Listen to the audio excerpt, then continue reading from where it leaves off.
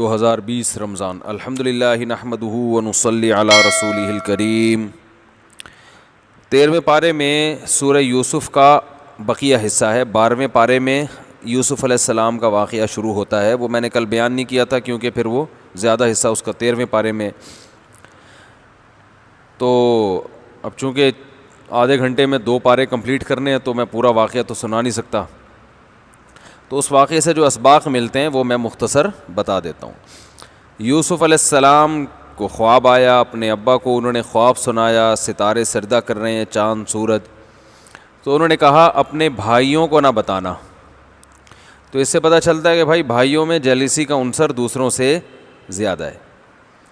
اچھی باتیں اپنے بھائیوں سے اتنی زیادہ نہیں کرنی چاہیے، مقصد بھائیوں سے بدگمان کرنا نہیں ہے، مقصد ہے تھوڑا سا محتاط رہنا چاہیے، سمجھ رہے ہیں؟ تو بھائیوں نے پھر بھی حسد ہوا اور کنویں میں ڈال دیا۔ اللہ نے کیسے کنویں سے نکالا؟ بھائی روتے ہوئے آئے ابا کے پاس اور کہنے لگے ہم جنگل میں تھے اور بھیڑیا کھا گیا۔ تو اس سے یہ بھی پتہ چلتا ہے کہ رونا یہ حق پر ہونے کی دلیل نہیں ہے۔ بعض خطیب بہت روتے ہیں، بات غلط کر رہے ہوتے ہیں، رو رہے ہوتے ہیں دبا کے طبیعت سے، پبلک بھی رو رہی ہوتی ہے، تو بات دیکھو کیا کر رہے ہیں، یہ صحیح بات ہے تو پھر بے شک رو لیں، اگر غلط بات کر رہا ہے تو روئے، تو جتنا روئے اتنا آپ ہنسیں اس کے اوپر کہ دیکھو یہ بات ہنسنے کی تھی مگر اس پہ محترم رو رہے ہیں، کیونکہ آج کل ہمارے ہاں رونے دھونے کو دلیل سمجھا جاتا ہے کہ اتنے نیک ہیں دیکھو رو رہے ہیں یہ، تو اللہ کے لیے رونا، صحیح بات پہ رونا اس کی فضیلت ہے، اور اگر لوگوں کو الو بنانے کے لیے رویا جا رہا ہے تو یہ فضیلت والا عمل نہیں ہے، تو رونا دلیل نہیں ہے۔ بعض دفعہ کیا ہوتا ہے کہ میاں بیوی کا جھگڑا سامنے آتا ہے نا، خواتین بہت رو رو کے اپنے شوہر کے ظلم بیان کرتی ہیں، تو جن کو تجربہ نہیں ہوتا وہ بیوقوف بن جاتے ہیں، تو بعض دفعہ وہ خاتون پر واقعی ظلم ہو بھی رہا ہوتا ہے، ایسا بھی ہوتا ہے، صحیح رو رہی ہوتی ہیں، سچی مچھی کا رو رہی ہوتی ہیں، بعض دفعہ سچی مچھی کا نہیں ہوتا، اتنی بات نہیں ہوتی جتنی رو رو کے انہوں نے بڑھا دی ہوتی ہے۔ تو مقصد یہ نہیں کہ ظلم نہیں ہوتا، مقصد یہ کہ صرف رونا دلیل نہیں ہے۔ آپ انکوائری کریں، تہہ تک پہنچیں، اندازہ لگائیں غلطی کس کی ہے۔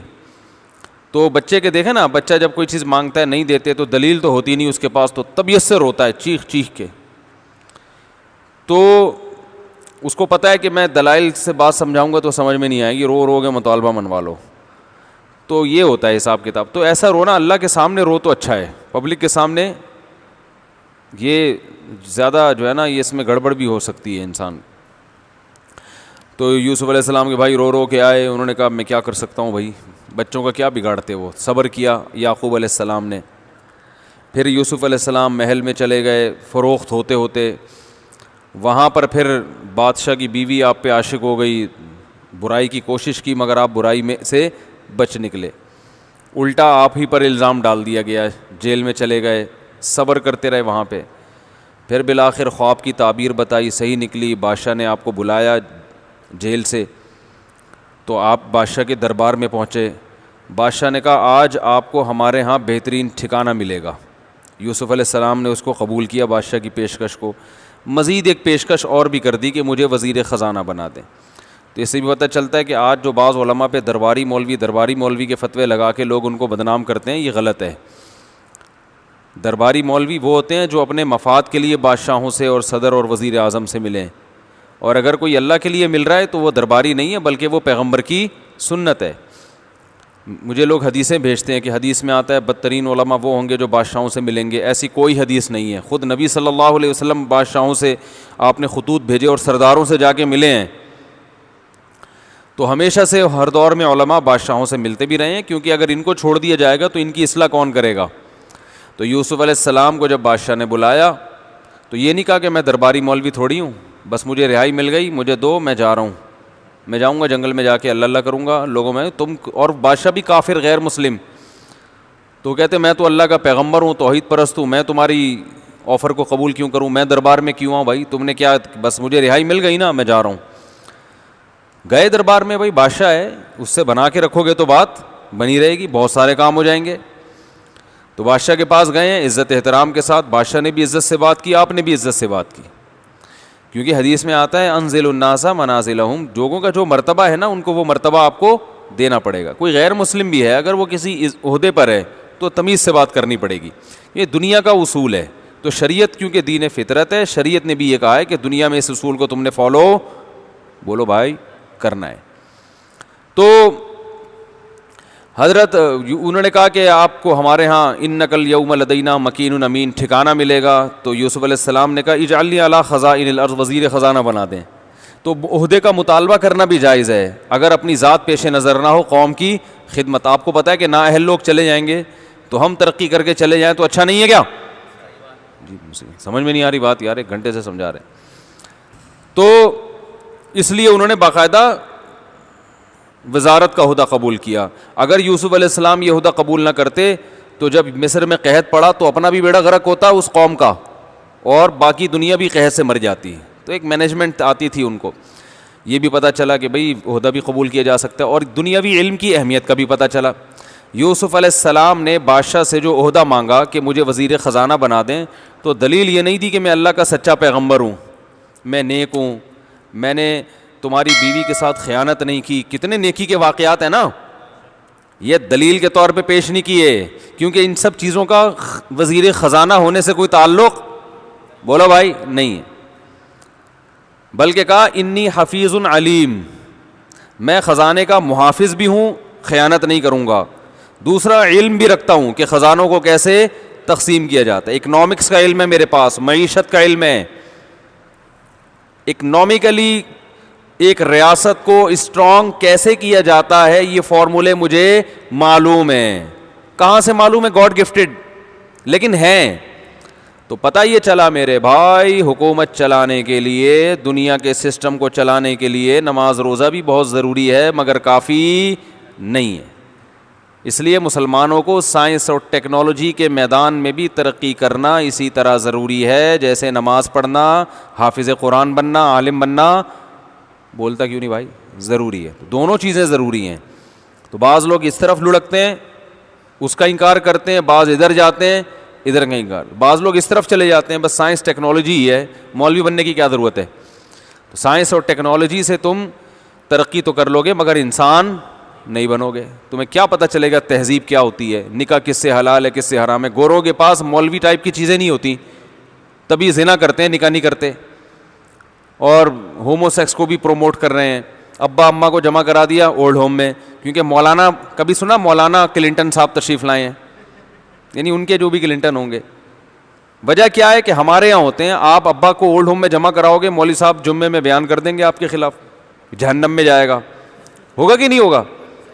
تو حقوق تو اس مذہب بیان کرتا ہے کیونکہ اللہ کا قانون ہے نا.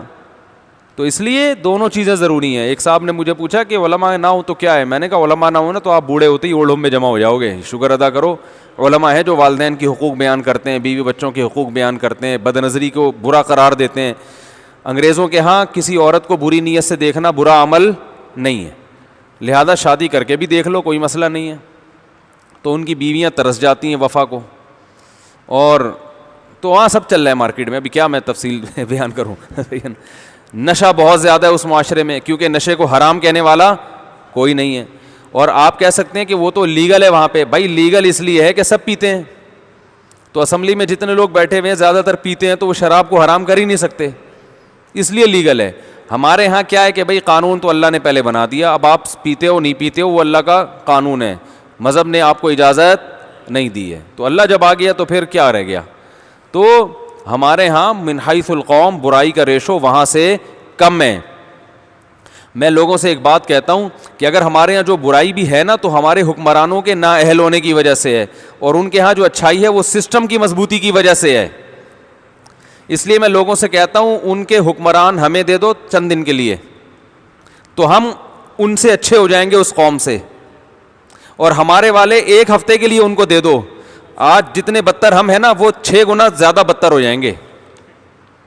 نہیں آ رہی سمجھ میں؟ یہ بہت اہم ٹائٹ خاندانی بات کی ہے میں نے. ان کے حکمران 1 مہینے کے لیے ادھار دے دو ہمیں، تو ہم جس کنڈیشن میں آ جائیں اس سے 10 گنا اچھے ہو جائیں گے. اور ہمارے والے حکمران 1 ہفتے کے لیے ان کو دے دو، پھر دیکھو ان کا کیسا بیڑا غرق ہوتا ہے. ہم اس ٹائپ کے حکمرانوں کو رکھ کر بھی اتنے اچھے اسٹائل میں چل رہے ہیں. تو یہ ہمارے مذہب کی خوبی ہے, یہ قانون کی خوبی نہیں ہے. قانون تو ہے ہی نہیں ہمارے ہاں, تو یہ جو کچھ اچھائی ہیں یہ لوگوں کے مذہب کی وجہ سے ہیں یہ. اور ہمارے لبرل لوگ اسی مذہب کو ختم کرنا چاہتے ہیں تاکہ تھوڑی بہت اچھائی مارکیٹ میں رہ گئی ہے وہ بھی کیا ہو جائے, ختم ہو جائے. ہمارے یہاں لوگ ٹیکس نہیں دیتے لیکن ویسے غریبوں کو بہت کھلا دیتے ہیں. تو ٹیکس کا مقصد بھی تو یہی ہوتا ہے نا, حکومت کی جیب میں جائے پھر غریبوں پہ خرچ ہو. دیکھو یورپ میں کیا ہو رہا ہے, کتنا ٹیکس. ابھی میں آسٹریلیا گیا, 43% ٹیکس لیا جا رہا ہے. 43% ٹیکس تنخواہ سے گورنمنٹ کاٹ رہی ہے اور اولڈ ہوم میں غریبوں پہ اور اس جگہ بے روزگاروں کو کھلا رہی ہے. تو یہ کیا احسان ہو گیا بھائی, اپنی جیب سے تھوڑی دے رہی ہے. 43% کا مطلب تقریباً آدھی تنخواہ. یعنی ایک آدمی سے گن پوائنٹ پہ آدھی تنخواہ لے کے بے روزگاروں کو دے دینا, یہ کیا احسان ہے بھائی, وہ خود اپنی مرضی سے تھوڑی دے رہا ہے. تو یہ کوئی گورنمنٹ کا کمال تھوڑی ہے کہ وہاں لوگ کہتے ہیں یار بے روزگاروں کے الاؤنس, بوڑھوں کا اتنا خیال. گورنمنٹ کے پاس کون سا اپنا پیسہ ہوتا ہے, بوڑھوں کا جو اتنا خیال ہے وہ کیسے ہے. بیٹے سے آدھے تنخواہ لے لی اور اس کے ابا کو اولڈ ہوم میں جمع کرا کے اس کو کھلا دیا وہاں پہ. یہ بیٹا اپنے ابا پہ خود خرچ کرنے کے لیے بولو بھائی تیار نہیں. یہ گن پوائنٹ پہ آدھی تنخواہ دے رہا ہے. اسلام نے بتایا تمہارا ابا یہ حکومت کا ابا نہیں ہے, تم اس ابا کو اپنے گھر میں رکھو, جتنا خرچ ہوتا ہے آدھی تنخواہ خرچ ہوتی ہے آدھی دو. اگر ضرورت 5% سے پوری ہو رہی تو 5%, بعض دفعہ نہیں ہوتا تو, لیکن یہ تنخواہ پوری تمہاری ہے. نہیں آ رہی بات. اب بتاؤ جس آدمی سے آدھی تنخواہ ٹیکس ملی جا رہی ہے اس آدمی پہ ظلم ہو رہا ہے کہ نہیں ہو رہا. اس ظلم کو نہیں دیکھ رہے لوگ کیونکہ وہ مالدار پہ ہو رہا ہے. تو ظلم تو بھائی ظلم ہے. ایک آدمی کی کمائی آپ آدھی اٹھا کے لے لیں, یہ تو ظلم ہے نا.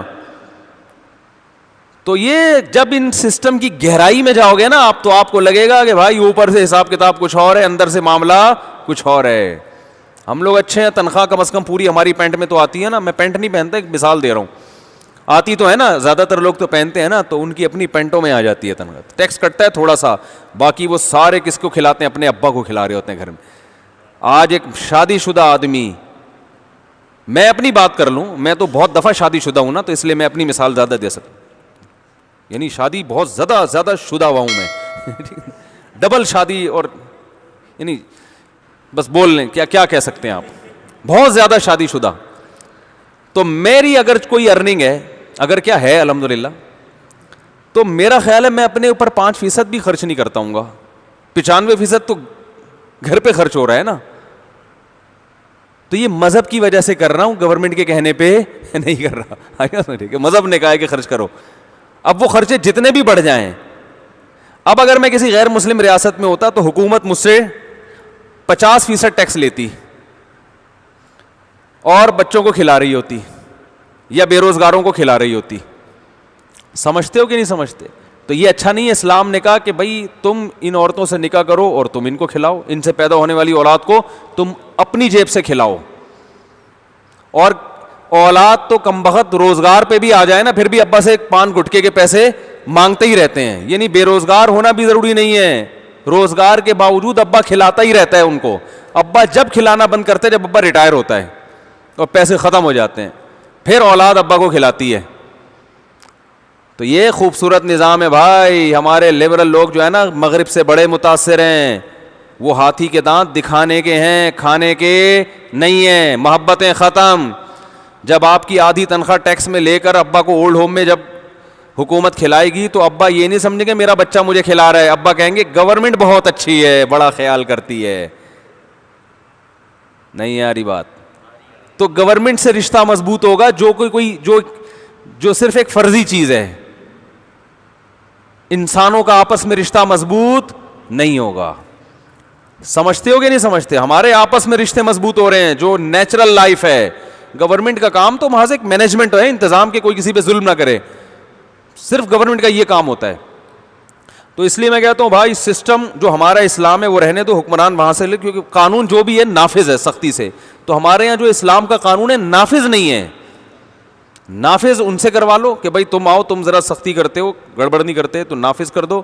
اور یہ والے ہمارے جو ہے نا حکمران, ان کو ادھار دے دیں. میں ادھار اس لیے کہہ رہا ہوں کہ وہ پکے تو لیں گے نہیں کبھی یہ ان سے کہا یار ایک ہفتہ ٹرپ ٹرائی کے لیے, تمہیں اندازہ ہو جائے گا ہماری قسم پرسی کا کہ ہمارا کتنا بڑا ظرف ہے, برداشت کر کے بھی ہم گزارا کر رہے ہیں, زندہ ہیں, ہنستے کھیلتے زندگی گزار رہے ہیں. تو ابھی صبح کیا ہوا ہے, کتے کتنے ہو گئے ہیں کراچی میں, ہے نا. ان کو این جی اوز نے مارنے پر پابندی لگائی, بھی کوئی انسانیت ہے؟ کتے مارنے پر پابندی یار, کہ جانوروں کے حقوق. اور اتنے کے ایم سی والے ہمیشہ سے یہ کرتے رہے, قانون تھا کہ کتوں کی تعداد جب بڑھتی وہ مارتے ہیں کتے, اور یہ حدیث سے بھی ثابت ہے. مدینہ میں جب کتوں کی تعداد بڑھتی تھی آپ صلی اللہ علیہ وسلم حکم دے دے صحابہ کو مارو تاکہ کنٹرول میں رہیں. اب اتنے بڑھ گئے ہیں کتے, مارنے پر پابندی. میں نے کہا کے ایم سی والے مارتے کیوں نہیں, کہ پابندی ہے بھائی این جی اوز نے, کتوں کے حقوق. اور یہ کتے پاگل ہو کے انسانوں کو کاٹ رہے ہیں, کئی حادثات ہو رہے ہیں. لاڑکانہ میں ابھی کل آج فجر میں بتایا کتنے پاگل کتے کے کاٹنے کے کیسز ہسپتالوں میں آ رہے ہیں. گاؤں دیہاتوں میں تو ان کو تو ویکسینیشن کا پتہ ہی نہیں ہوتا, وہ تو بچے مر جاتے ہیں. ہاں جی ہاں, یہاں بھی نہیں ہے. تو اور بائکوں کے نیچے کتے آ کے ایکسیڈنٹ کا ذریعہ بن رہے ہیں, گاڑیوں کے نیچے آ کے گاڑیوں کے ایکسیڈنٹ ہو رہے ہیں. مگر جی این جی اوز کی طرف سے کتا مارنے پر کیا ہے, جانوروں کے حقوق. انسان جائیں بھاڑ میں معذرت کے ساتھ, اور جانوروں کے حقوق. تو صبح فجر کے بعد اتنے سارے کتوں کا پورا ایک پروگرام چل رہا تھا ہمارے گھر کے باہر. وجہ اس کی ہے کہ اتنے سارے ہو گئے ہیں تو بعض کتے کو ان کو نیشنلٹی دینے کے لیے تیار نہیں ہے. یعنی کتوں میں تو ایسا زبردست بارڈر کا نظام ہوتا ہے نا کہ اس گلی کا کتا یہ یہاں کا مقامی کتا ہے, یہ یہیں پیدا ہوا تو اس کو ایکسیپٹ کر لیا جاتا ہے. ساتھ والی گلی کا کتا ادھر آئے گا تو سارے کتے کتے پن پہ آ جاتے ہیں پھر.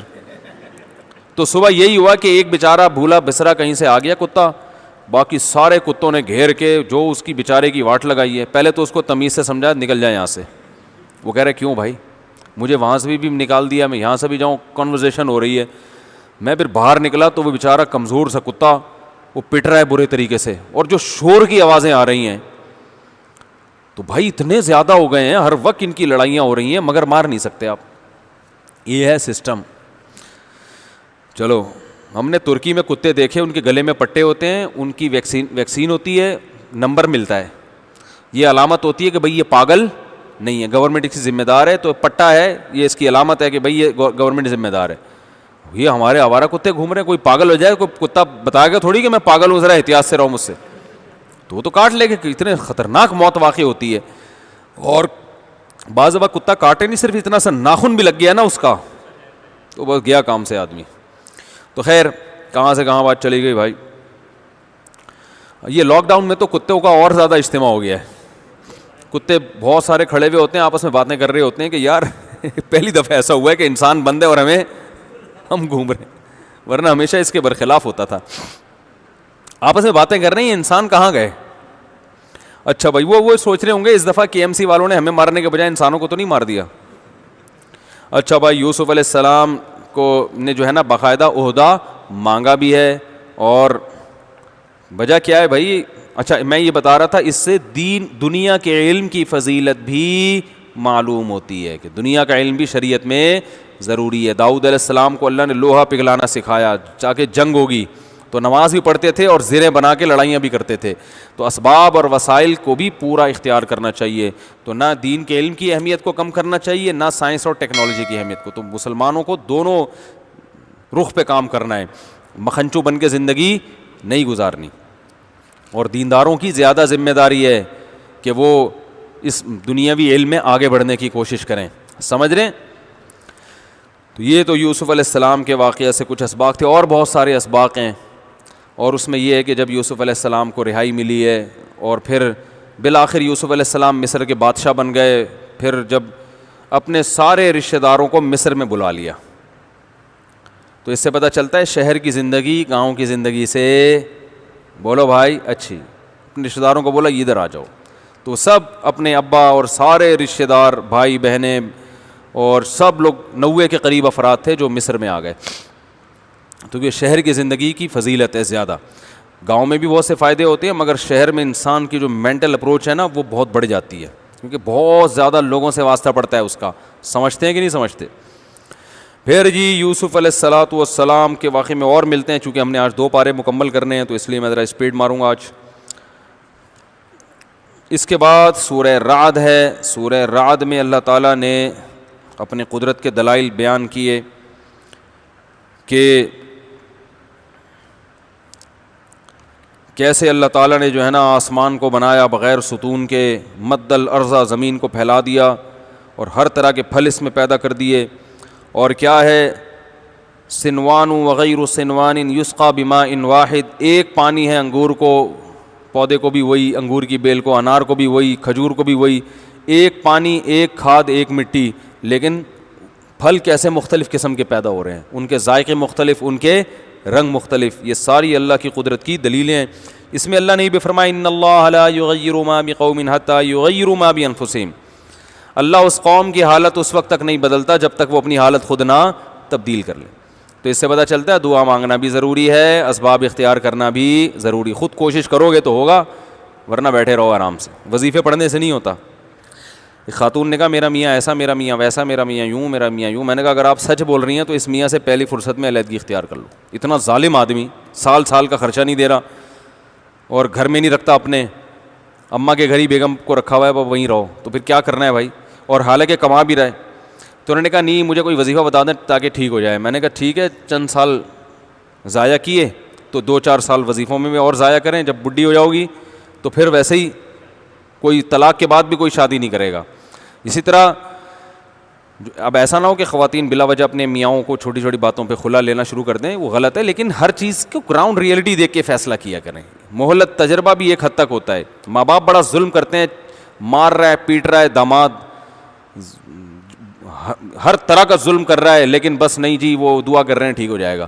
دعائیں کرتے رہیں لیکن فیصلے جو کرنے ہیں، کسی چرسی کا رشتہ آیا کرے تو قبول کر لیا کریں اس امید پر کہ بھائی چرسی ہے، ہم دعا کریں گے شادی کے بعد ٹھیک ہو جائے گا. تو دیتے ہیں کوئی رشتہ ایسے، ہیروئن چی ہے، وہ پائپ کے نیچے بیٹھ کے ہیروئن پیتا ہے، تو آپ نے رشتہ اس لیے دے دیا.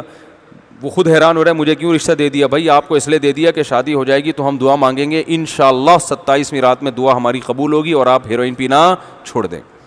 اور بھائی دعا قبول ہو نہ ہو تو یہ والے انداز سے ہو یا کسی اور انداز سے ہو، تو وہ تو دعائیں تو مانگنی ہے، لیکن زمینی حقائق کو سامنے رکھ کے فیصلہ کیا جاتا ہے. بھائی ہیروئن چی، ہاں سمجھ رہے ہیں نا، ہیروئن چی اس قابل نہیں ہے کہ اس کو اتنا فری کرایا جائے. اس کو بولو پہلے چھوڑ دو، توبہ کر لو، اور ہمیں پتہ چل جائے کہ تم نے ہمیشہ کے لیے چھوڑ دی ہے.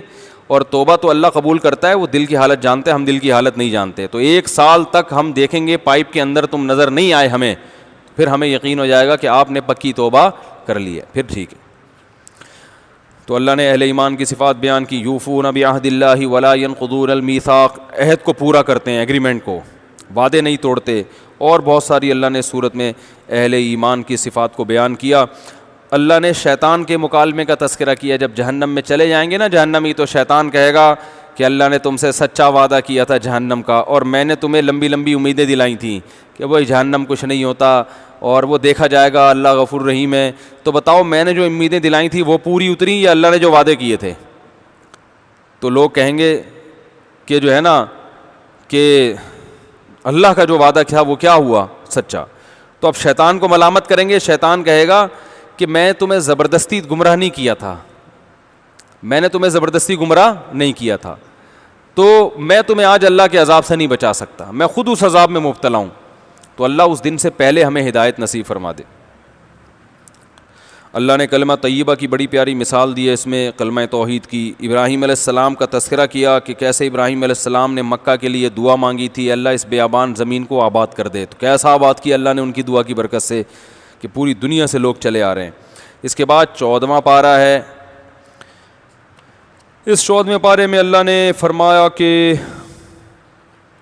یہ جو اللہ کے نافرمان خوب عیش و عشرت کی زندگی گزار رہے ہیں، ان کی عیش کو دیکھ کر متاثر نہ ہو. یود الذین کفروا لو کانوا مسلمین، جب یہ آخرت کا عذاب دیکھیں گے تو کہیں گے کاش ہم اللہ کے فرمانبردار بن کے زندگی گزارتے. اس میں بھی اللہ نے اپنی قدرتوں کو بیان کیا. والارض مددناها والقینا فیہا رواسی وانبتنا فیہا من کل شیء موزون وجعلنا لکم فیہا معایش، کیسے زمین میں ہم نے پہاڑ گاڑ دیے اور کیسے زمین میں ہر طرح کی چیزیں پیدا کر دیں اور تمہارا معاش تمہارا رزق ہم نے زمین میں رکھ دیا. تو وَأَرْسَلْنَا الرِّيَاحَ لَوَاقِحَ, ہوا کیسے بھاری بھرکم بادلوں کو لے کے چلتی ہے پانی سے بھرے ہوئے. ایک ایک بادل میں نا سینکڑوں ٹینکروں کے برابر پانی ہوتا ہے. سینکڑوں کا لفظ بھی میں نے کم استعمال کیا, اتنا پانی چھوٹے سے ٹکڑے میں ہوتا ہے, اور ہوا اتنے بڑے ٹینکروں کو اٹھا کے لے جا رہی ہے. ویسے ٹینکر سخی حسن سے منگواؤ پانی کا تو کتنا ٹائم لگتا ہے نا یہاں پہنچنے میں. کیا خیال ہے بھائی؟ اللہ بارش کے ذریعے ایسے لاکھوں گیلن کروڑوں گیلن پانی ہواؤں میں, ہوا کو کہتا ہے, یہ ہوا کو ویسے بولو یہ ٹینکر اڑا کے لائے گی, لیکن یہی ہوا سمندر سے اتنا پانی اٹھا کے اللہ کی قدرت کی دلیل بنتی ہے. جاؤ لے جا کے برساؤ پانی, اور دنا دن بارش ہوتی ہے, زمین میں پانی جاتا ہے, پیداوار اگتی ہے. اللہ فرماتے ہیں یہ اس کی قدرتیں ہیں, یہ آٹومیٹیکلی خود بخود نہیں ہو رہا. اگر یہ خود بخود ہو رہا ہے نا تو یہ سسٹم آٹومیٹک مشین بھی تو کوئی کسی نے بنائی ہوتی ہے نا. سائنسدان کہتے ہیں تو خود بخود ہو رہا ہے, سورج کی گرمی سے پانی ابلتا ہے, پانی اوپر جاتا ہے تو پھر ہوا سے یوں جاتا ہے, پھر یوں جا کے یوں برس جاتا ہے, ویکیوم بنتا ہے تو یوں ہو جاتا ہے. تو یہ جو پورا سسٹم بنایا گیا ہے یہ سسٹم آٹومیٹک تھوڑی بن سکتا ہے. او بھائی آٹومیٹک مشین تو زیادہ پیچیدہ ہوتی ہے, اس کو بنانے والے زیادہ ماہر سائنسدان ہوتے ہیں. ایک مینول مشین خود سے وجود میں نہیں آ سکتی, آٹومیٹک کیسے آ سکتی ہے؟ نہیں آ رہی سمجھ میں؟ آپ کی آ رہی ہے, سائنسدانوں کی نہیں آ رہی سمجھ میں. تو اللہ تعالیٰ نے یہاں یہ بھی بیان کیا. پھر اللہ تعالیٰ نے اس میں دوبارہ قوم لوط علیہ السلام کا واقعہ بیان کیا, جو کل کے بھی آیا تھا نا, کہ لڑکوں سے بدفعلی کیا کرتے تھے اور لوط علیہ السلام نے ان کو سمجھایا, ان کی سمجھ میں نہیں آیا. اللہ نے فرمایا کہ لوط علیہ السلام کیسے پریشان تھے, انہا اولائی ضیفی فلا تفضحون, یہ میرے مہمان ہیں, مجھے رسوا مت کرو, اللہ سے ڈرو. تو قوم جواب میں کہتی ہے ہم نے آپ کو منع نہیں کیا تھا اپنے گھر میں مہمان کو مت آنے دیں, آپ نے کیوں, جب آپ کو ہماری عادتوں کا پتہ تھا تو مہمان کو گھر میں داخل ہونے دیا کیوں؟ انہوں نے کہا میری قوم کی بیٹیاں, ان سے نکاح کرو. اللہ فرماتے لعمرک انہم لفی سکرتہم یعمہون, اے محمد صلی اللہ علیہ وسلم ہمیں آپ کی عمر کی قسم, وہ نشے میں مدہوش تھے. انہیں لوط علیہ السلام کی قسم پرسی اور ان کی جو قابل ترس حالت ہے اس پہ ذرا بھی ترس نہیں آ رہا تھا.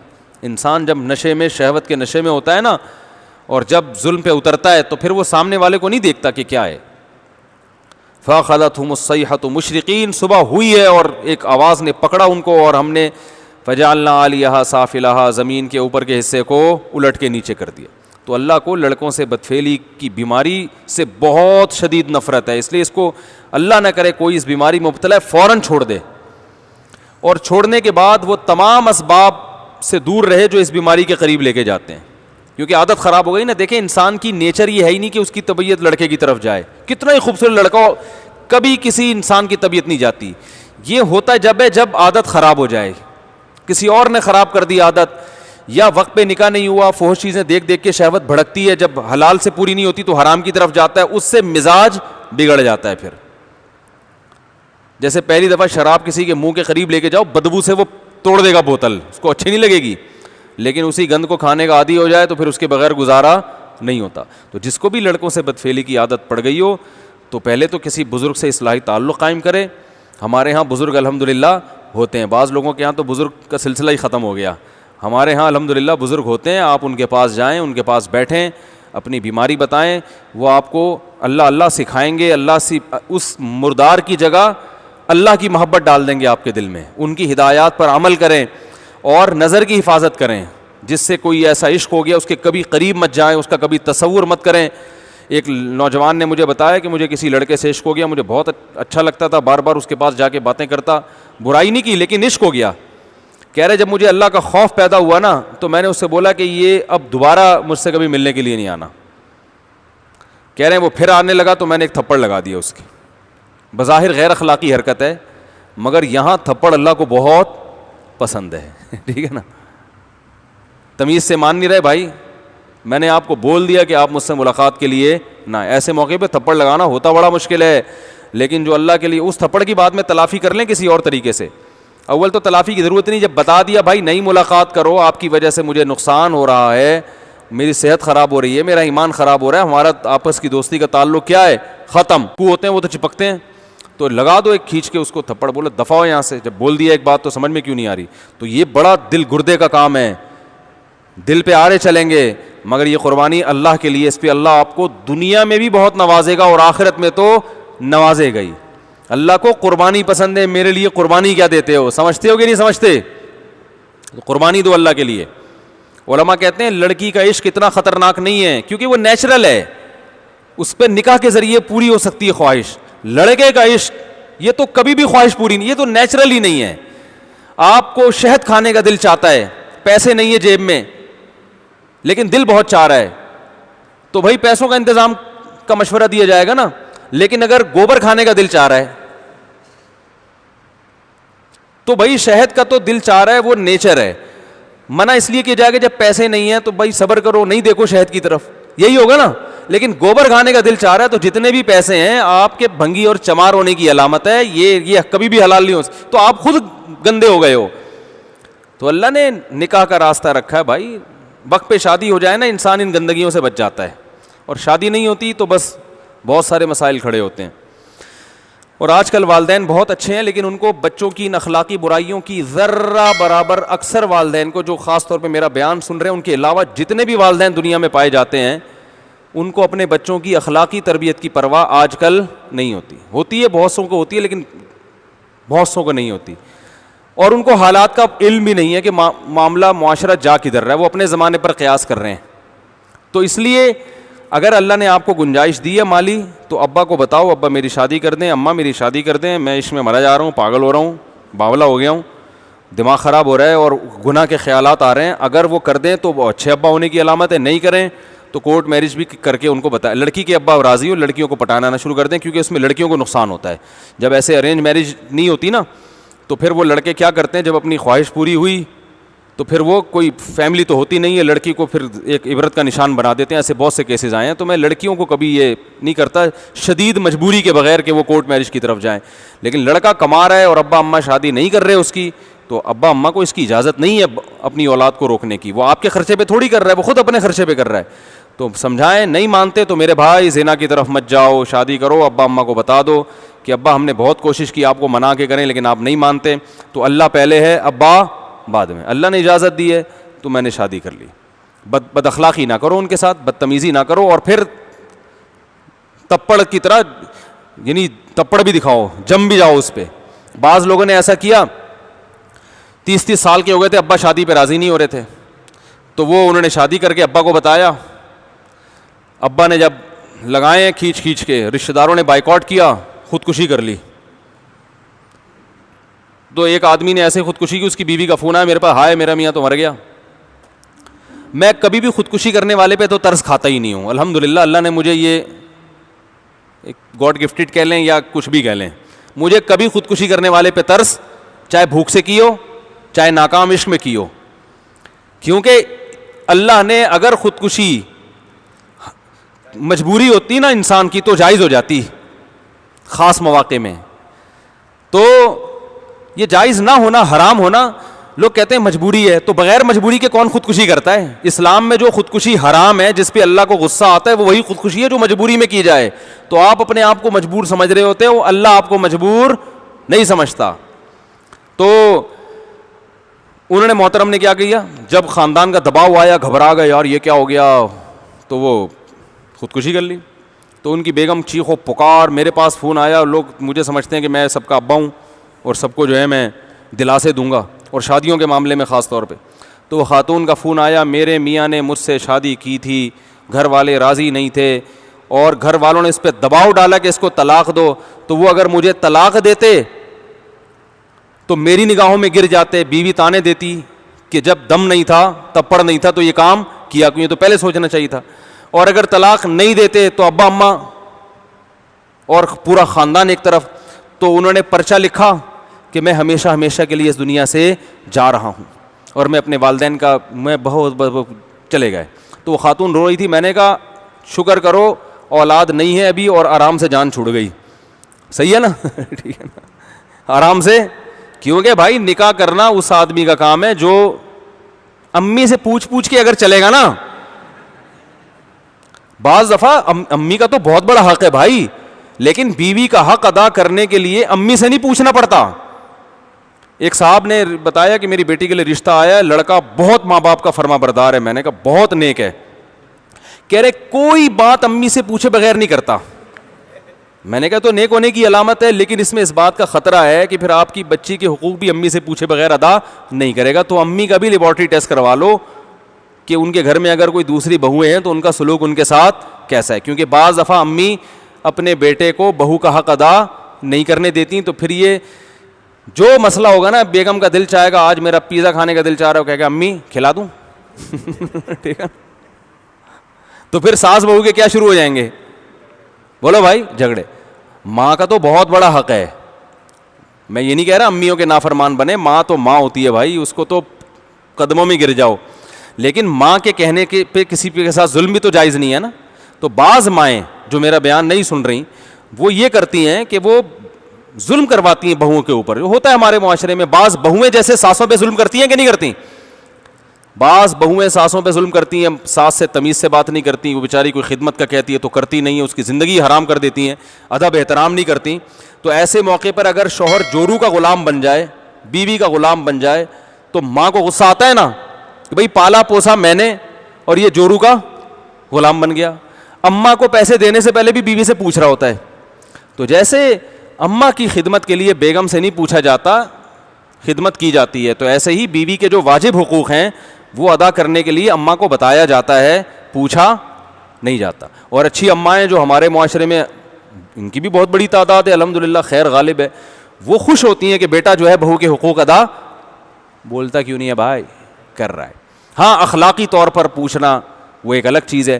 تو یہ میرا بھی ٹاپک نہیں ہے, ایسا نہ ہو یہ بڑے خطرناک مسائل ہوتے ہیں. لوگ آدھے آدھے کلپ بنا کے, جتنی بہویں ہیں ان کے یوٹیوب چینل ہیں وہ اپنا حصے والا کلپ بنائیں گی, ساسوں کے جو یوٹیوب چینل ہیں, آج کل تو ہر ایک کا چینل آ رہا ہے نا, ساس نے ساس کے حقوق کے لیے چینل بنایا ہوا ہے, جٹھانی نے جٹھانی کے حقوق کے لیے, بہو نے بہو کے, تو سب اپنے حصے کا کاٹ پیٹ کے چلا دیتے ہیں. اس لیے کبھی بھی کوئی عمومی بات نہیں کی جاتی. ایسے موقع پہ جب بھی کوئی مسئلہ ہو کہ گھریلو حالات دیکھے جاتے ہیں, اس کے بعد فیصلہ کیا جاتا ہے کہ یہاں کون کس پر زیادتی کر رہا ہے. عمومی طور پر دونوں پہ زیادتی ہوتی ہے, بہوؤں پہ بھی ہوتی ہے, ساسوں پہ بھی ہوتی ہے, ہول سیل کے حساب سے دونوں پہ ہو رہی ہے زیادتی. کوئی ایک دوسرے کا آج کل خیال کرتا ورتا نہیں ہے. تو اب یہ کہاں سے ساس بہو آ گیا یار, کیا بات چل رہی تھی بھائی؟ ہاں تو کیا میں یہ کہہ رہا تھا کہ نکاح جو ہے نا, یہ ابا کو چاہیے کرا دیں, نہیں کرا رہے تو کر کے بتا دو ابا ہو گئی ہے, لیکن پھر مرد بن کے زندگی گزارو. ابا کی سے بد کلامی بھی نہ کرو, اور بولو بھائی اب چھوڑنے کا تو سوال ہی پیدا نہیں ہوتا. ایسے بھی ہے, دو شادیاں کی, دوسری شادی کی, جب پٹے ہیں تو دوسری کو کہہ رہے ہیں تم مجھ سے خود ہی خلا لے لو اللہ کا واسطہ. تو بھائی تب بسوں کے پیچھے جو لکھا ہوتا ہے نا ضرور پڑھا کرو. بس کے پیچھے جو کچھ بھی لکھا ہوتا ہے وہ ایک ایک گھنٹے کی تقریروں سے اچھا ہوتا ہے. بس کے پیچھے لکھا ہوتا ہے تپڑ ہے تو پاس کر ورنہ برداشت کر, یہ بڑا زبردست مقولہ ہے. تو شادی کرنی ہے تو تپڑ ہے تو کر, پھر جب کر لی تو ایسی کی تیسی. لاہور سے ایک صاحب کا فون ہے, میں نے دوسری شادی کی, بہت پٹ رہا ہوں, سب گھر والے گن پوائنٹ پہ مجھے کہہ رہے ہیں طلاق دے, یوں کر فلانا. میں بہت ٹینشن میں آ گیا ہوں, میرے خلاف کیس بھی ہو رہا ہے اور میں پاگل ہو گیا ہوں. مجھے انہوں نے ایک ہفتہ پہلے فون کیا, میں پاگل ہو گیا ہوں, میں یہ کر دوں گا, میں یوں کر دوں گا, فلانا ڈمکانا, اور میرے ابا بھی دودھ نہیں بخشوں گی, ماں کہہ رہی ہے دودھ نہیں بخشوں گی, ابا کہہ رہا ہے کہ یہ کر دوں گا وہ کر دوں گا. اتنی ٹینشن میں آیا ہوا ہوں. میں نے کہا بھائی آپ اگر پریشان ہو رہے ہو نا تو آپ طلاق دے کے بھی آپ کی یہ پریشانی ختم نہیں ہوگی. زندگی بھر کا ایک روگ لگ جائے گا کہ میں نے ایک عورت کے ساتھ ناانصافی. میں نے کہا دیکھو کام اگر دونوں بیویوں کے حقوق ادا کرو, پہلی کے ساتھ ناانصافی نہیں ہو. ایسا نہ ہو کہ دوسری آئی ہے تو پہلی کو بالکل ہی نظر انداز, اس کو بلکہ دوسری کو سمجھاؤ تھوڑا سا پہلی کو مجھے زیادہ پروٹوکول دینے دو, کیونکہ اور زخم تو پہلی کو پہنچا ہے نا, تو بھائی اس کو تھوڑا سا گھماؤ پھراؤ, اس کو عزت دو, محبت دو, اس کو یہ احساس دلاؤ. تو سیاست سے کام لو تھوڑا.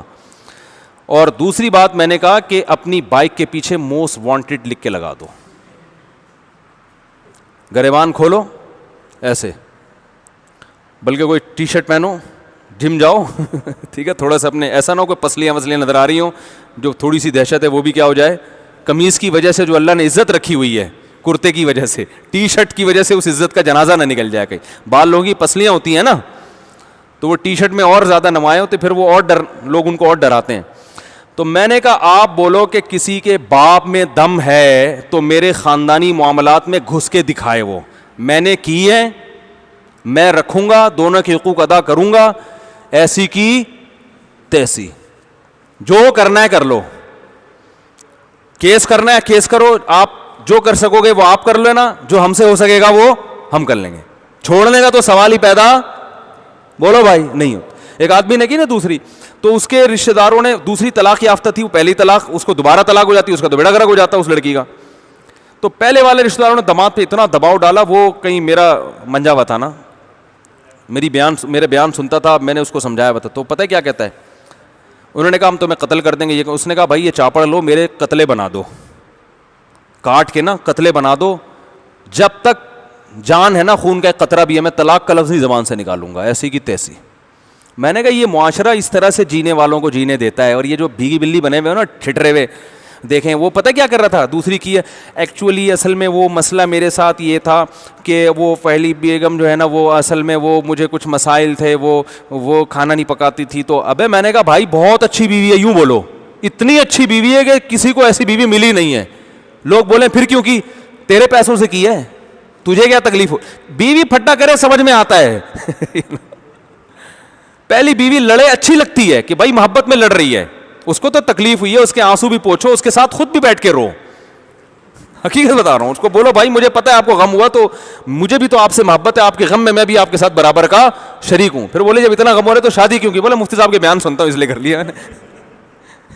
یہ نہیں بولو اللہ نے اجازت دی ہے بھائی گھر بسانا ہے, عورتیں طلاق یافتہ بیوہ اتنی معاشرے میں ہو گئی ہیں, تو گھر تو بسانا ہے نا, اللہ کا حکم ہے اس لیے کر لی ہے. تم سے محبت میں کمی نہیں ہے, پہلے سے بھی زیادہ محبت ہو, اور دو بھی محبت, اس کو عمل سے دکھاؤ. لیکن بھائی طلاق ولاق کا نہیں ہوتا, بولے کیا جاؤ جس کی ایسی کی تیسی, جس نے جو اکھاڑنا ہے اکھاڑ لے. میں نے جب دوسری کی تھی نا, تو کسی نے میرے اوپر اعتراض کیا, ہمارے ایک دوست کے سامنے, مفتی کو دیکھو کیا ہو گیا, شادی کر رہا ہے. تو اس نے کہا آپ کی بچی کے لیے پیغام بھیجا مفتی صاحب نے, جو آپ کو اتنی ٹینشن ہو رہی ہے. وہ کہنے کیسی باتیں کر رہے ہو, کہہ رہے بھائی جب آپ کی بچی کے لیے پیغام بھیجا ہوتا تو بھی ٹینشن کی ضرورت نہیں تھی, انکار کر دیتے. وہ جس کی بچی سے کر رہے ہیں ان کو تکلیف نہیں ہے, نہ آپ سے پیسے لے رہا ہے, آپ کو پتہ نہیں کیوں پیٹ میں مروڑ ہو رہا ہے. تو میں یہی بتا رہا تھا کہ بھائی حلال کی طرف نہیں جاؤ گے تو قوم میں حرام پھیلے گا, اس لیے نکاح کرو. زنا سے تو بہتر ہے چھپ کے نکاح ہی کر لو. سمجھ رہے ہو, زنا سے بہرحال بہتر ہے کہ چھپ کے. اگر ایسا کیس میرے سامنے آتا ہے نا, لڑکا لڑکی زنا کر رہے ہیں, تو میں ان سے فوراً کہتا ہوں آپ چھپ کے نکاح کر لو. میں ویسے کبھی چھپ کے نکاح کو پروموٹ نہیں کرتا, اس کے نقصانات زیادہ ہیں, فائدے کم ہیں. لڑکی کو زیادہ نقصان ہوتا ہے, کیونکہ کوئی فیملی انگیج ہوتی نہیں, لڑکا ظلم کرنا شروع کرتا ہے اور پیچھے کوئی ہوتا نہیں اس کا پوچھنے والا, پھر لڑکا چھوڑ چھاڑ کے بھاگ جاتا ہے.